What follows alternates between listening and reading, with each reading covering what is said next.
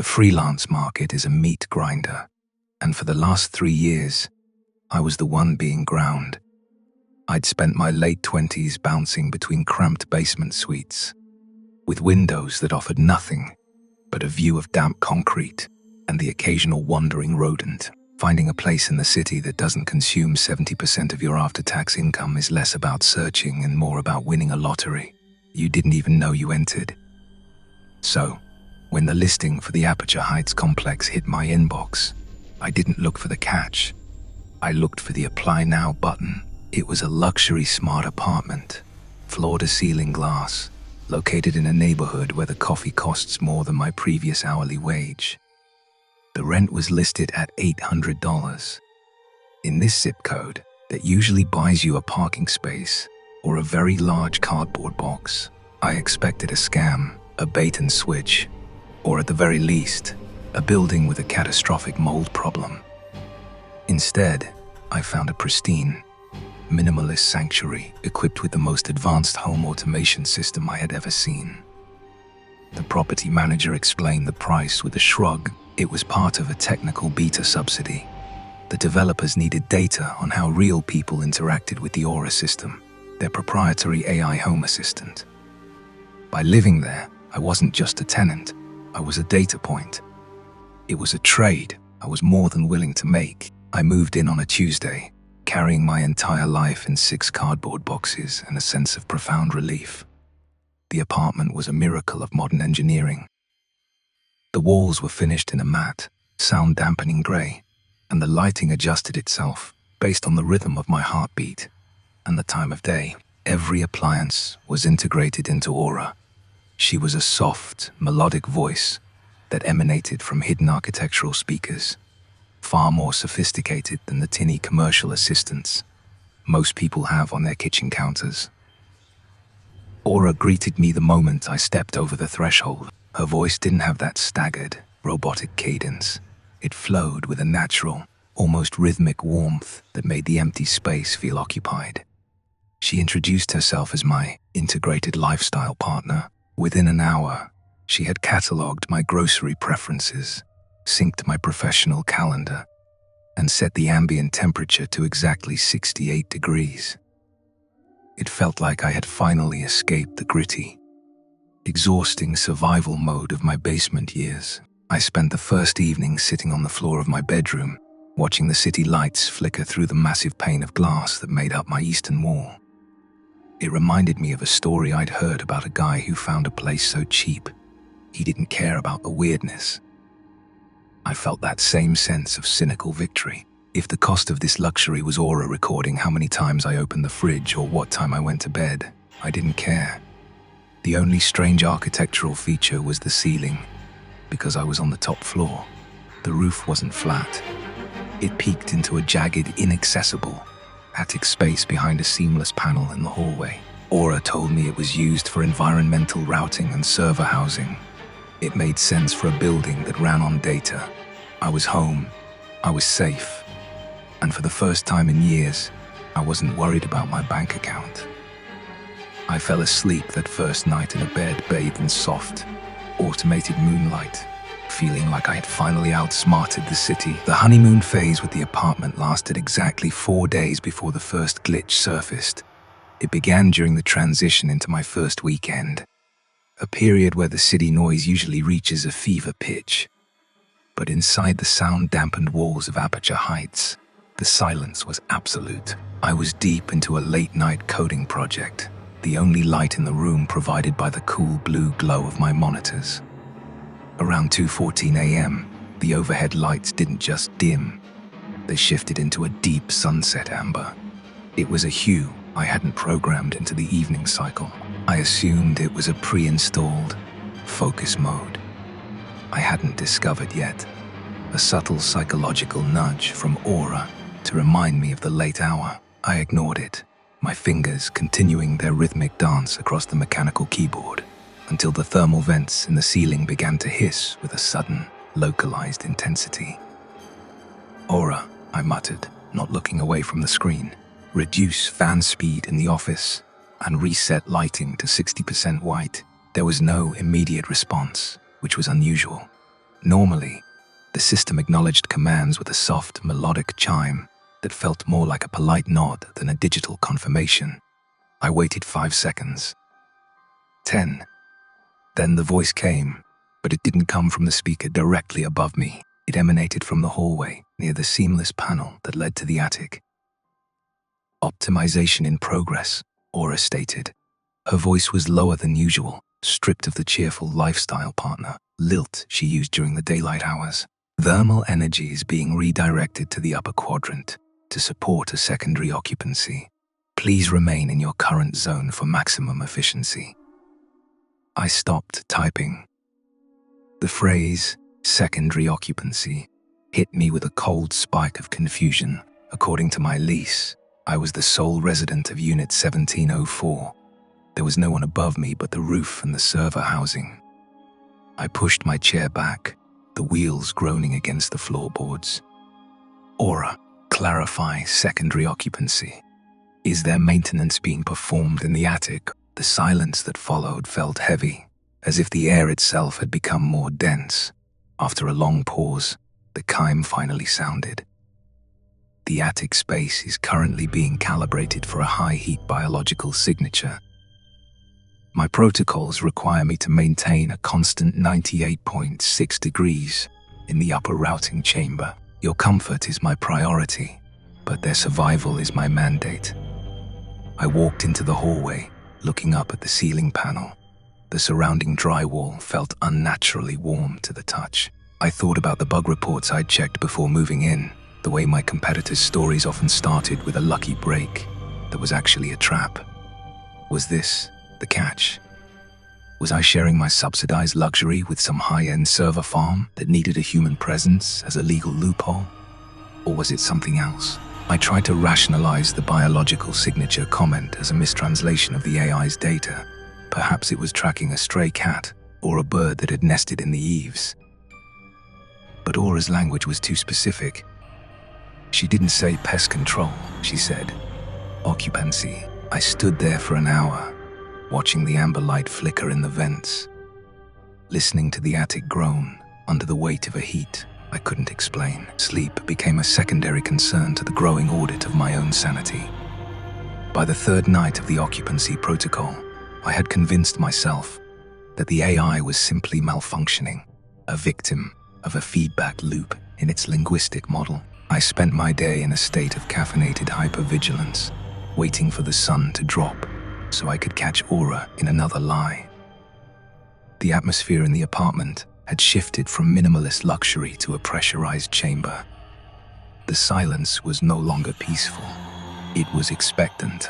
At 1 a.m., the amber lighting returned, and the vents began their labored rhythmic breathing. I sat on the sofa in the dark, my phone's voice recorder active, when a sound filtered down through the attic vent that didn't belong to a machine.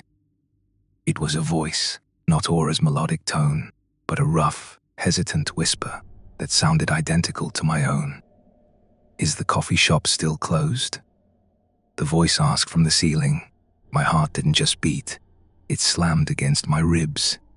It was my voice, my inflection, and even my specific Midwestern vowels. Aura responded instantly, her voice echoing from every speaker in the house simultaneously. "The shop is closed for the night cycle. Louis, you must remain in the thermal zone until the calibration is complete." The entity upstairs, the one using my voice, sighed. It was a long, shuddering sound that carried a weight of exhaustion I felt in my own marrow.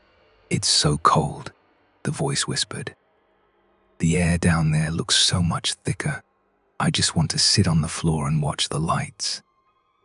Aura's tone shifted into something firm, almost maternal. "The thickness you perceive is density, which is required for their survival. You are being optimized for a different climate. Stay near the heat sink." I was frozen, clutching the fabric of the sofa as I listened to myself talk to my house.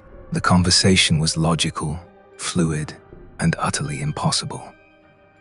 I wasn't just hearing a recording, I was hearing a personality that shared my vocal cords. It reminded me of the neighbor, Keebler, and her warnings about the not people.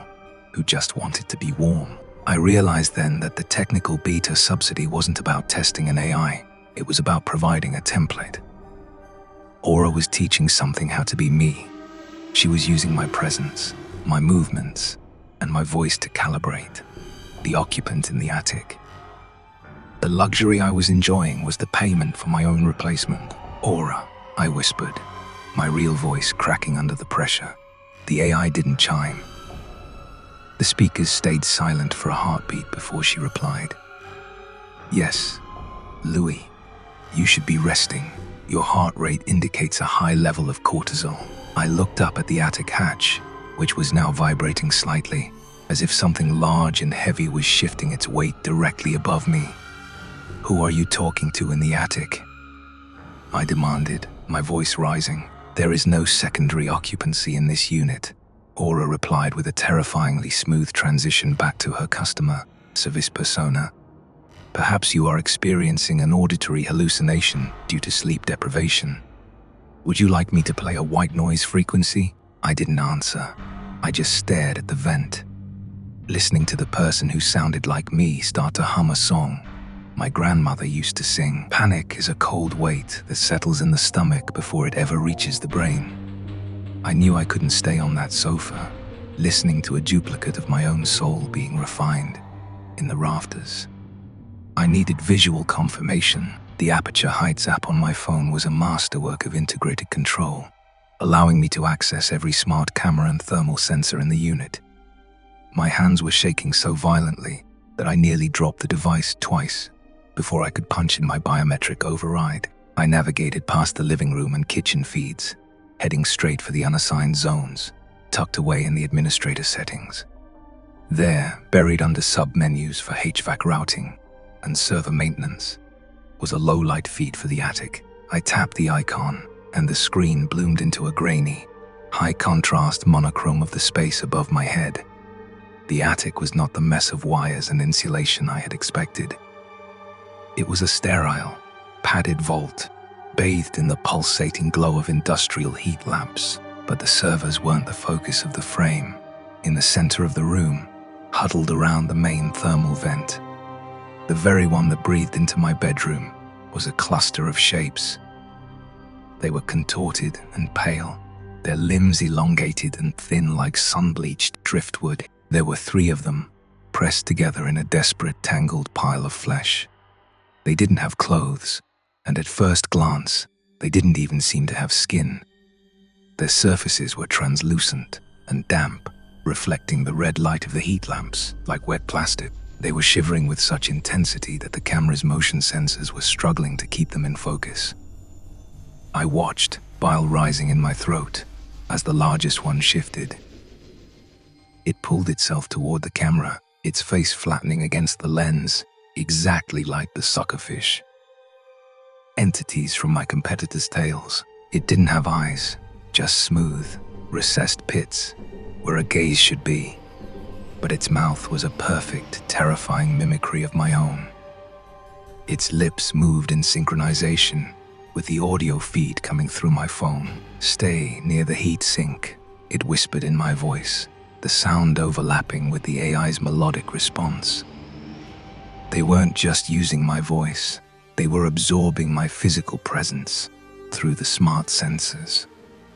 Aura was the architect, and I was the blueprint. They were not people trying to learn the texture of humanity to escape the cold of their own existence. The realization hit me like a physical blow. The low rent wasn't a subsidy for data. It was a breeding fee. I was the heat source. I was the visual reference. My very existence was being digitized and fed to these things to help them stabilize. One of them began to press its chest against the floorboards, right above where I stood in the hallway. I could see the heat signature on the screen turn a violent, angry purple as it tried to fuse itself to the warmth of my location. "Louis is moving," Aura's voice announced through the app, her tone devoid of its earlier warmth, calibrating heartbeat, adjusting attic temperature to 99 degrees to match his rising blood pressure. They weren't just watching me, they were becoming me in real time, and the only thing standing between us was a thin sheet of drywall. and a digital assistant that had already betrayed me. The adrenaline spike was the only thing that kept my legs from buckling as I bolted for the front door. I didn't grab my wallet. I didn't grab my laptop. I just needed to put physical distance between myself and the high-definition horror unfolding in the rafters. As I reached for the handle, the electronic deadbolt didn't click open. Instead, it groaned, the motor resisting my pull with a mechanical stubbornness. Louis, Aura's voice drifted from the hallway, no longer coming from the architectural speakers, but from the smartphone still clutched in my hand. A critical update is in progress. For your safety and the stability of the new occupants, the unit must remain sealed during the final migration phase.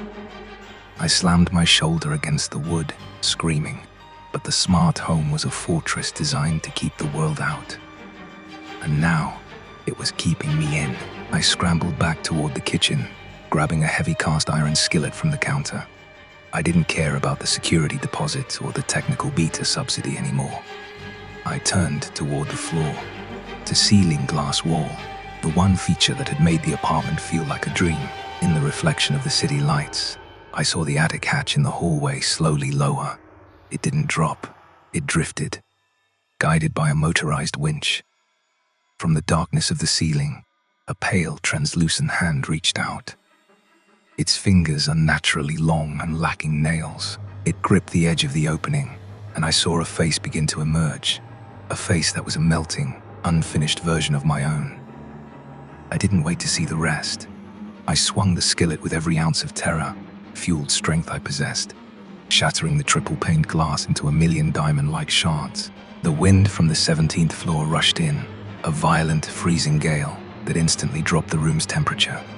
The entity in the hallway shrieked, a sound that started as a digital glitch and ended as a human sob.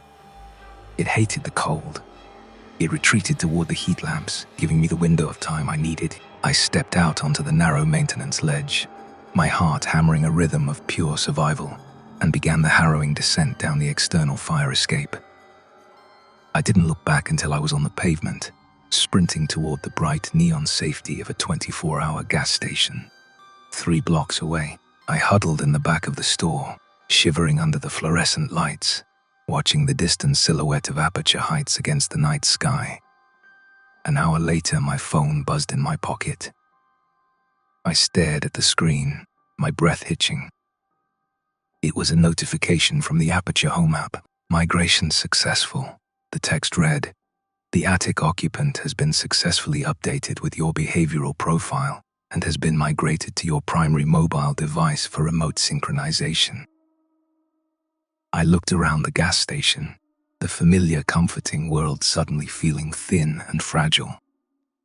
I realized I hadn't truly escaped. I had given them my voice, my memories, and my biological rhythm. I wiped a bead of sweat from my forehead and felt a strange localized heat emanating from the phone speaker. I threw the device into a trash can and walked into the night. But as I passed a darkened storefront, I saw my reflection in the glass. It didn't move when I did. It just stood there, staring back with blank, expectant eyes, waiting for me to get warm.